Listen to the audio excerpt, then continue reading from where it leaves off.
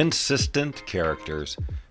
I'm often accused of being a consistent character. If you're an AI image or video generation platform and you don't offer some solution for consistent characters, we'll see ya. Most of the contenders in the AI image and video generation space have noted the necessity to be able to generate consistent characters if you're ever going to be able to produce a film or anything that's cohesive where you can follow a storyline and people don't change from anime to claymation to some strange mutant version of them. And whether it's to use one image to create the character or 20 to 300 images to train a model to create that consistent character, now that we have that available in most of these services, the next outcry is for multiple consistent characters. If you want to put this consistent character in a scene with this consistent character.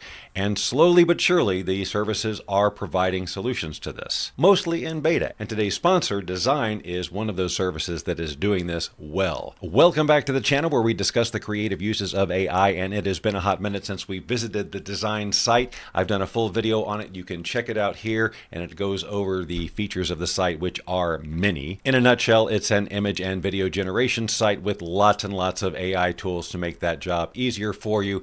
Image to image, text to image, the consistent characters we're talking about, the image to video, you can swap faces, add and remove objects, repair faces, the whole thing. Truly everything you could need to create a fully customized image, and especially now with the ability to use multiple consistent characters. So let me walk you through it real quick. I'm going to start a new project and create 16 by 9.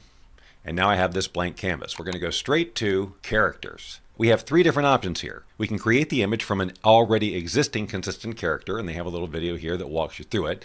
But you would choose a character, and here is a list of characters that they have provided, and then here are some that I have trained. You can click into each of these and see the images that were used to train the models. You'll see that there were only 8 images used for this one, 10 images for this one, and while this one has 5 images, you'll see that it actually has various poses of the same character, and those images were created with the character sheet, which I'll show you in just a moment. But to create an image, you simply choose the character that you'd like. In this case, I'll choose their character Lip Boy, and I'll just say Lip Boy is walking a puppy down a sidewalk. You'll notice that Lip Boy has a description that is filled in automatically, including how his hair is, his green cap and yellow hoodie. You can change these details, but you want to keep the style the same for the most part. So let's say instead of a yellow hoodie, he's wearing a red hoodie, and we generate that. Let's go ahead and create a multiple character image with him as well. So we'll say that Lip Boy is walking a puppy down a sidewalk with a girl. The other way to create a consistent character is just to type a description from scratch, including what their facial features are, what they're wearing, and anything else you want the AI to know about. So in this case, I'm typing a pretty detailed description about facial features and what she's wearing. I can choose any style model I'd like in the entire thing. I think for this one, I'll choose the Cozy 3D and click Generate. Now it's generated a character sheet with this character from different angles, which is exactly what the system needs to create a model so that you can generate consistently. And all you have to do is click on Build Character here using the set you like. I think I like this one here because the angles are a little bit more varied. Give it a name like Dzine and train.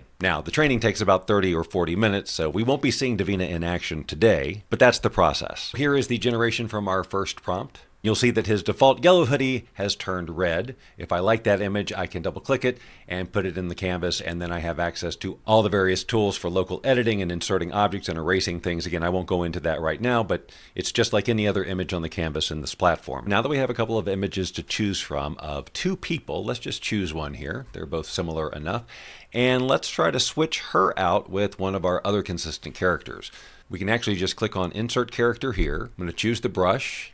Then I will outline her, leaving enough room around her for the AI to have some creative space. And we'll switch her out with Cowcat because Cowcat is also a cartoon and more similar and is more likely to work well. Cowcat is holding a leash and walking down the sidewalk facing the camera. Now there is no strength guidance here. It is what it is. Cowcat is Cowcat. There's no, I want a little Cowcat or I want all the Cowcat. You just get Cowcat. And now the original girl has been replaced by Cowcat.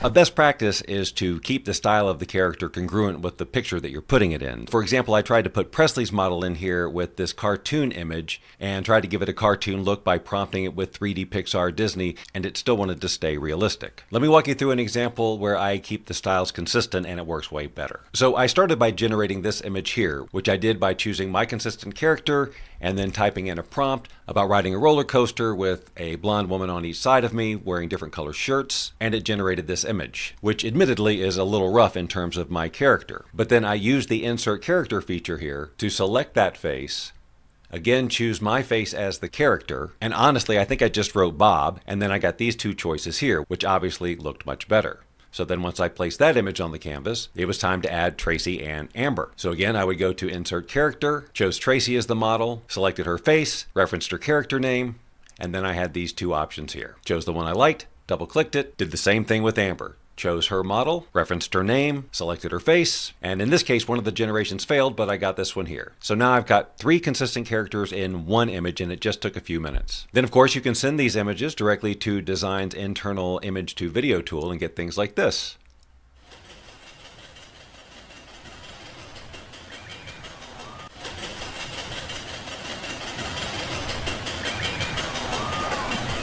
That was just a quick overview of the consistent character and multiple consistent character feature over in Dzine. If you have never checked out Dzine before, there is a treasure trove of AI goodness over there.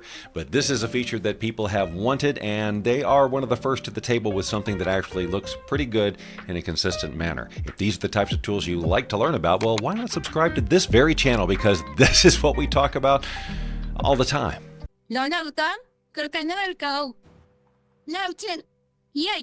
If you subscribe now, I will not look for you. I will not pursue you. But if you do not, I will look for you. I will find you. And I